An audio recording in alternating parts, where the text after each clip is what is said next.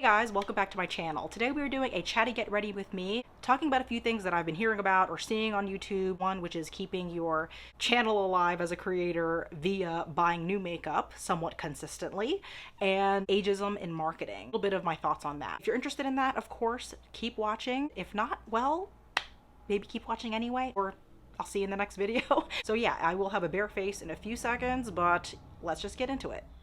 I've been doing non-foundation foundation, so I've been just doing concealer sometimes and blending these two together instead of actually doing an actual foundation. This is the lighter one. This is the Pacifica concealer. This is the Shiseido one. I kind of use this as a mixer now because my skin is hitting up that sort of tan that you get in the middle of summer. It's not like super full coverage, like you can see a little bit of skin through it, but it's preferable for me. Just using my MAC soft ochre as an eye base. I look very blue today with my blue nails and my blue shirt. This is NYX's Jumbo Eye Pencil in Lime. I was watching a video and she was saying how she was doing like a low buy slash no buy, I guess, for I think it was a month. And she was saying how much it hurt her channel because I guess people come to her channel for reviews, and it did get me thinking how, like, as a beauty YouTuber, I can kind of see that pressure where having new makeup to talk about somewhat consistently, you know, can help your channel out a bit.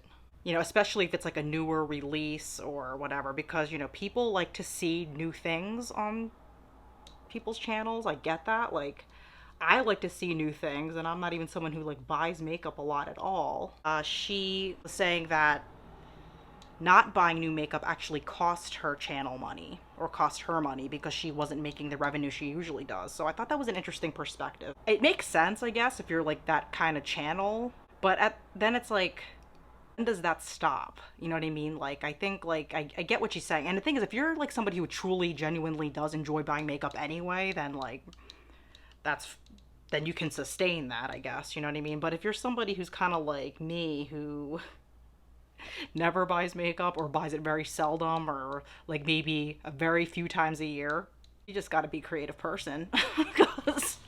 And here's the thing, there's a community, you know, of people who like to watch Project Panning and Shop My Stash, and like that's, you know, obviously, but on some level you kind of have to spice it up a little bit and throw some new products in once in a while. I'm not saying that has to be a consistent thing, but I'm starting to feel that too. Like, if adding makeup into your collection isn't a burden to you, right, and you enjoy it and it's part of like your income in a way,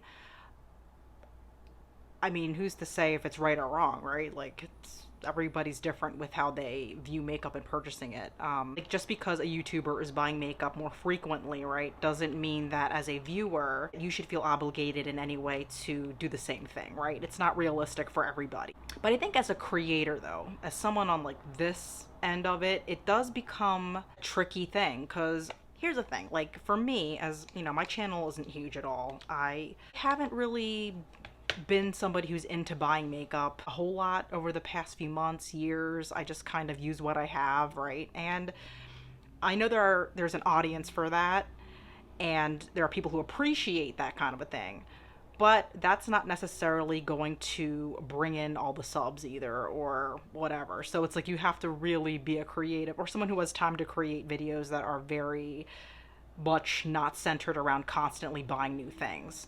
And it's a kind of a tough balance. Now, I'm starting to feel like my collection could use some spicing up, right? Like, I feel like I've had the same makeup for years and years and years and years, and I don't know, like, aside from doing like a Shop My Stash, or, you know, the routine videos like Project Pan updates or empties and all of that, I just feel like I don't always want to talk about makeup that isn't relative anymore. Not like my collection's a total dinosaur. Like, you can still find things in the stores that I'm using, right? But it's not really the stuff people really look for anymore. You know, everyone's kind of, I mean, that's not true. I know there are people who want to stay using their old makeup and can appreciate, you know, seeing older makeup being used, because I think sometimes what ends up happening is, you know, with the turnover of makeup, a lot of it gets forgotten, and it's like, well, hey, what about the NYX Slime Jumbo Crayon Pencil? Like, there are older videos on YouTube that, are still there. I'm going in with this MAC Waveline liner.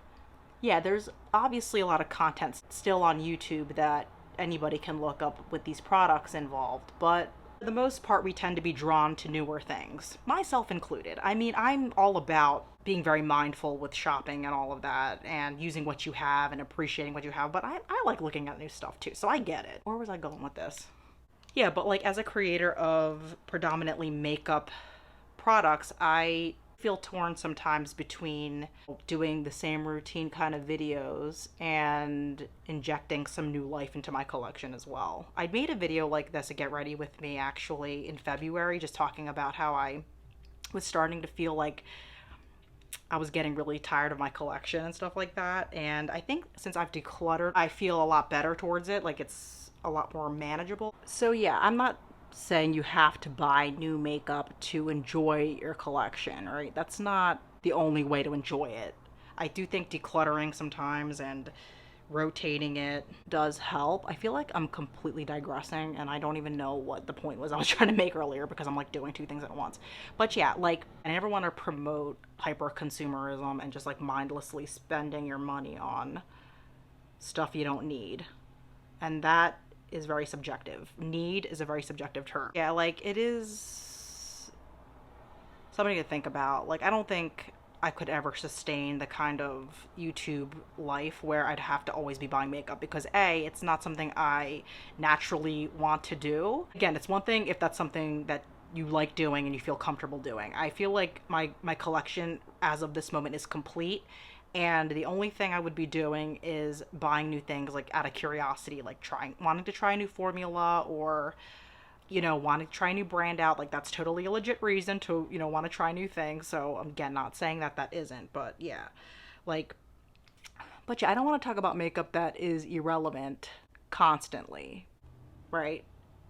And I don't want to be somebody who's just like giving the idea that you constantly need to have new things to like your makeup, right? And all that. So I don't know. It's something interesting to think about, though. Like, you just got to do what's sustainable for you as a both consumer of makeup, and I guess as a viewer of makeup. So it's finding what works for you, and that's it. But I just thought that was an interesting perspective, that because you don't really hear that end of it. You usually hear like, don't buy makeup just for YouTube as a creator, or don't buy makeup because of whatever, which trust me, I get that 100%. But it's interesting too when you hear the perspective of losing money because you're not buying makeup, because that's what people like to see on your channel. Everybody has different focuses on their channel. So if you don't start off that way, if you start off as someone who's more like, into project panning and stuff, and that's your niche, I guess, like, then maybe that whole thing doesn't even matter. I don't know. But either way, newer makeup is interesting and people like that. And I'm aware of that. So even as I look at my beloved, old, outdated makeup, not all of it's outdated, but you know what I mean? As I look at it and I appreciate it, I do understand too, like, there's an audience for that, but there's an even bigger audience for the flashy new stuff, because that's how our world is. And sometimes I'm part of that too. So I'm not blaming anybody or saying that's bad. I get it. So I do see myself potentially getting a few new things during the VIB sale, but it's hard for me to buy stuff anymore when it comes to makeup. It just is. I'm not saying that's a good or bad thing. It's just neutral. Like, I don't know. Especially with eyeshadow and stuff, I'm always really like hesitant with that because I have so much of it. And it's like, as much as I want to try new stuff and try new formulas and brands, I'm also kind of like, how much different is it really? But I could be very wrong. These eyeshadows might blow me up. It's been a while though, so I don't think it hurts to try new things. But we'll see. The other thing I was thinking about too, there's been some talk about like seeing older people in makeup marketing. We just don't see enough of that, and I totally agree. I've seen different videos talking more about this and it being mentioned a bit more. I was wondering, now I am all for representation, age, body type, like we still aren't seeing enough though, right? Like, And I know that you see normally in a lot of beauty ads, Kelly Gooch talked about this in one of her videos, that we tend to see a lot of marketing towards like the younger people. We don't really see a lot of people who are older represented in a lot of ad campaigns or marketing or whatever, unless it's like anti-aging or something. Sure, there's more awareness around it at least. Obviously, we have a long way to go here. So like, I always wondered if companies kind of cater more to younger people because perhaps they believe that younger people are more impressionable than older people. I'm not saying that's true or false, but I feel like that's kind of maybe one of the reasons. Obviously, there are many. I wonder if they feel like younger people are more willing to spend their money on beauty products, like that are more colorful. Obviously, women who are older also like to buy colorful makeup products, so it's only hurting themselves that they're not showing older women in these ad campaigns or whatever. What made me wonder that was because as I've gotten older personally, and I know, again, I don't like making blanket statements or assuming this is for everybody, but for me, as I've gotten older, I'm like approaching 40 slowly, I've kind of lost interest in buying makeup as much. I still have quite a bit of it and I still enjoy putting it on and just using what I have, but I just find myself not as interested in actually purchasing new makeup because I feel like as you get older, like just life priorities kind of shift, and personally, I'm not as interested in it like in a consumer kind of way as I used to be, right? Just because of like other things that have come up in life, like having kids, having a mortgage, right? Does that always stop people? I don't think so. I'm not I don't think so at all. But I'm just saying for me that's kind of how it turned out. So I always wonder like not only is it just targeting young people because they find older people worthless, but I almost wonder like because of their agenda of making money, I think that younger people will be more likely to spend the money, more so than older people who are kind of like over the whole thing altogether. I'm not, again, there's obviously people who love makeup at any age, but I'm just saying, I wonder if that's like part of it. So, I mean, I personally don't think it's practical because there is a market for older people who like colorful makeup and like to buy makeup. So I think it's kind of stupid for them to not represent everybody because they're just shooting themselves in the foot. But just some food for thought, and my kind of thoughts on that, because I love seeing older people represented. I think Ilia Cosmetics has used older models and stuff like that. I'm sure there's plenty more. I don't follow a lot of it, so I couldn't tell you, but that's one that I've noticed on Instagram. So representation is good regardless, but I'm just saying, like, I always wonder that if, people tend to target younger people because they feel like they're more likely to like just blow their money. I'm not saying that's true. We're very savvy these days, especially when it comes to sales and stuff. But I'm just curious if that's like remotely true or if there's some truth to that. Either way, I still want to see different age groups represented and not just for anti-aging. I'm going to actually use this Shiseido powder. This is a powder foundation as a setting powder. And this is kind of something I've been doing for added coverage, which I probably could have just used a fuller coverage foundation,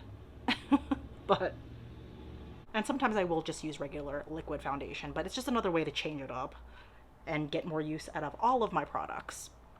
Okay, now I'm going to go in with blush, and I think I'm gonna go in with Thankful by Tarte.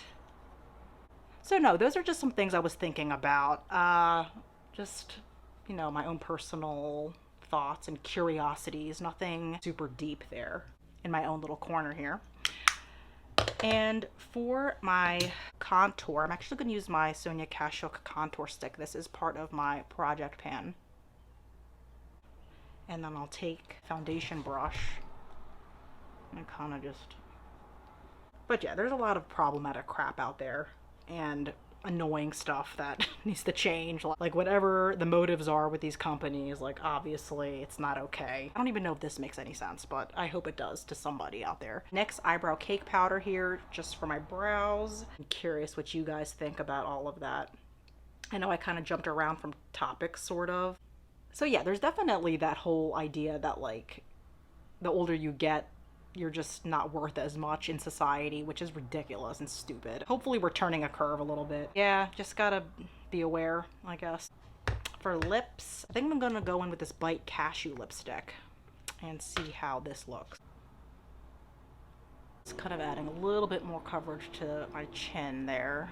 Not like I'm going anywhere. I'm just doing this for me. Did I use a highlighter? I haven't used any highlighter. I've been really bad about using highlighter, guys. Like, I just don't do it. I was thinking about using this Too Faced one. This is like discontinued and limited edition. And I use Snow Bunny bronzer as a highlighter, so I'm curious how this will turn up.